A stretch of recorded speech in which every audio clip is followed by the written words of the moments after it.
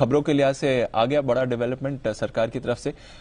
फिलहाल लिमिट क्या है वो हमें नहीं मालूम, बट अब रेस्ट्रिक्शन है तो आप ऐसे ही एक्सपोर्ट नहीं कर सकते, सरकार से मंजूरी लेकर ही करना पड़ेगा। कैसे समझे सर इस खबर को शुगर के लिए? देखिए, सबसे पहले ये काम सरकार ने स्टील पे किया है और स्टील पे करने के पीछे दो बड़ी वजह थी। पहले ये कि घरेलू बाजारों में वो स्टील के दाम कम करना चाहते हैं।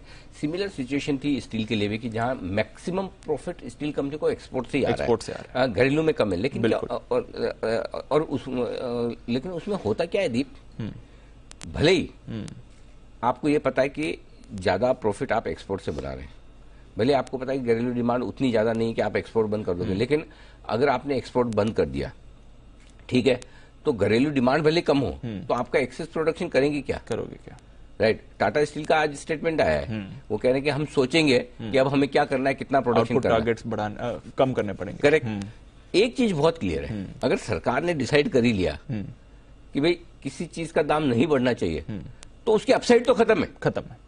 बिल्कुल, वो गिरे नहीं गिरे, कितना गिरे वही वाली चीज अलग बात है ना।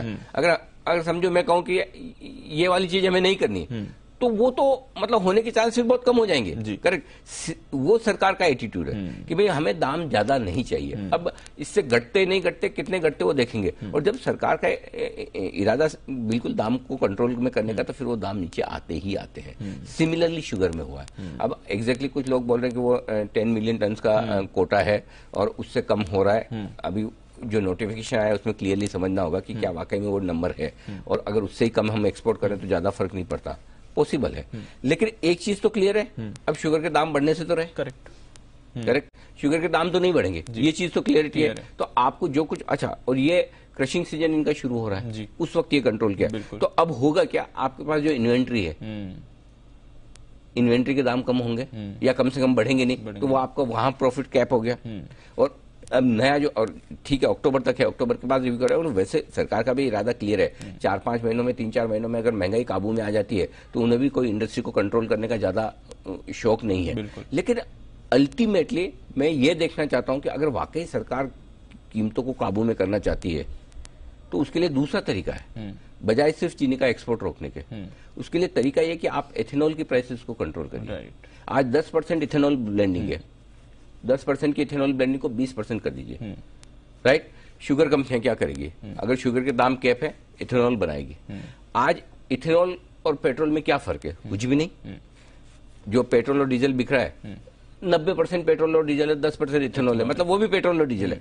एक और आपकी सरकारी कंपनियां, सारी सरकारी कंपनियां पेट्रोल और डीजल पर दाम, जो जिस दाम पर बेच रही है उस पर नुकसान कर रही है, और वो नुकसान किसका है, खुद सरकार का ही। राइट। डीजल पर अंडर रिकवरी आज भी 20 रुपए के आसपास है, पेट्रोल पे 4-5 रुपए होंगी। राइट। सो ऐसी सिचुएशन में क्यों ऐसा होना चाहिए कि सरकार की कंपनियां नुकसान करे और कोई एक प्राइवेट सेक्टर एबनॉर्मल प्रॉफिट बनाए। करेक्ट। अगर आपको महंगाई कंट्रोल में करनी है, सिंपल चीज कीजिए, जैसे अगर तेल कंपनियां एक लिमिट से ज्यादा भाव पर तेल नहीं बेच सकती, अगर आपको, या तो आप फ्री मार्केट कर दीजिए सबके लिए, उनको भी फ्री कर दीजिए, आपको जो भाव में बेचना है बेचे। करेक्ट।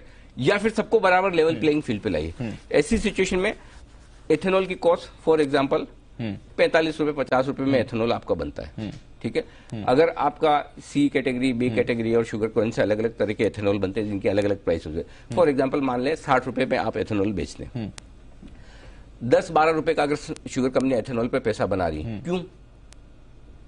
आप फिक्स कर दीजिए 2 या 3 रुपए आप बनाइए, विच इज फेयर। आप कैपेसिटी एक्सपांड कर दीजिए, 10 का 20% कर दीजिए, वॉल्यूम पे खेलिए। करेक्ट। तो शुगर कंपनियों के लिए भी अच्छा है। बिल्कुल। वो शुगर कैन से एथेनॉल में चली जाएगी, जहां आपको 2 रुपए 3 रुपए फिक्स प्रॉफिट मिल रहा है, आराम से एंजॉय कीजिए आप।